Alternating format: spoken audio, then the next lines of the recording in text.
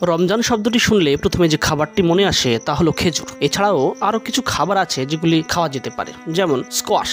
বেশিরভাগ ধরনের স্কোয়াশই জল ঘন, কুর্জেত 97% জল দিয়ে তৈরি। অন্যদিকে বাটার নান এবং গ্রীষ্মকালীন স্কোয়াশ উভয়ই 94% জল দিয়ে তৈরি, যা আপনাকে কার্বোহাইড্রেট রাখতে সাহায্য করে।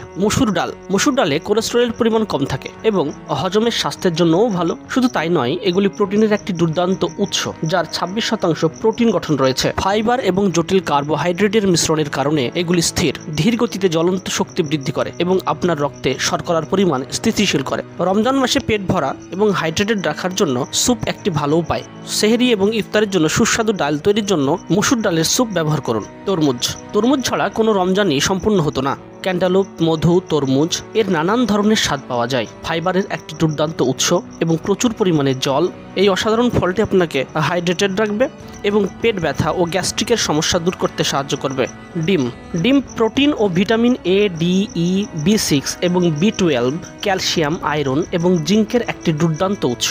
সেহরির জন্য আটা টোস্টের ওপর ডিম রান্না করুন এবং আপনার উপবাসের দিনটি সঠিকভাবে শুরু করুন। ডালিম এই সুপারফ্রুট সুস্বাদু, অবিশ্বাস্যভাবে বহুমুখী এবং ভিটামিনের একটি দুর্দান্ত উৎস।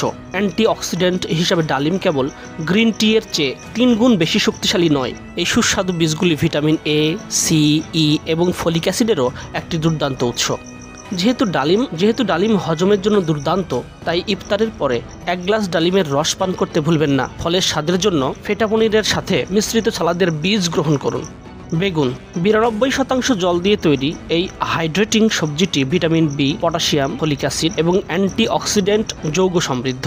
এবং পাতলা করে কাটা বেগুন গ্রিল করে ইফতারে জলপাই তেল ছিটিয়ে দিন অথবা টমেটো সস দিয়ে একটি দুর্দান্ত স্তরযুক্ত ওভেন বেক তৈরি করুন, যার উপরে পনির মেশানো থাকবে। ভাত আরেকটি সহজে হজমযোগ্য খাবার, যা হজম শক্তি বৃদ্ধি করে এবং রক্তে শর্করার মাত্রা নিয়ন্ত্রণ করে। ইফতারে সাদা রঙের পরিবর্তে বাদামি রঙের খাবার খান, যা মাংস বা মাছের সাথে পরিবেশন করুন। সেহরির জন্য গোলাপ জল দিয়ে একটি সুস্বাদু ভাতের পুডিং তৈরি করুন। এটি হজমের জন্য আরেকটি দুর্দান্ত খাবার।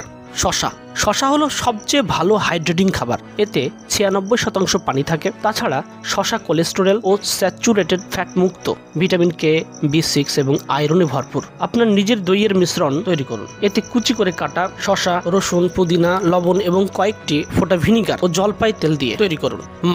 মাছে প্রোটিন, আয়রন, ভিটামিন ডি এবং ওমেগা-3 বেশি থাকলে তা প্রায়শই মাংসের জন্য উপেক্ষা করা হয়। মাছ খেলে আপনার ঘুমের মানও উন্নত হতে পারে। ইফতারের জন্য দারুণ। মাংসের পরিবর্তে স্বাস্থ্যকর গ্রিল বেকড স্যামন কেন ব্যবহার করবেন না? স্যামন কেবল হজম করা সহজ নয়, এটি মস্তিষ্কের বিকাশও বৃদ্ধি করে এবং বিষণ্ণতা কমাতে সাহায্য করে। সহজে হজমযোগ্য খাবারের জন্য বাদামি ভাত বা আলু এবং তাজা সালাদ সবজির সঙ্গে পরিবেশন করুন। কলা হজম করা অবিশ্বাস্য রকম সহজ। কলার মধ্যে থাকা একটি নির্দিষ্ট এনজাইম আসলে হজম প্রক্রিয়াকে দ্রুততর করে, যা ঈশার পর ঘুমাতে যাওয়ার জন্য দুর্দান্ত। কলা শক্তির একটি দুর্দান্ত উৎস, যা মানসিক চাপ কমাতে, আপনার মেজাজ উন্নত করতে এবং আলসার ও বুকজ্বালা নিরাময়ে সাহায্য করে। রমজানে অবশ্যই ফল খাওয়া উচিত। ইফতারের জন্য একটি তাজা ফলের সালাদ যোগ করুন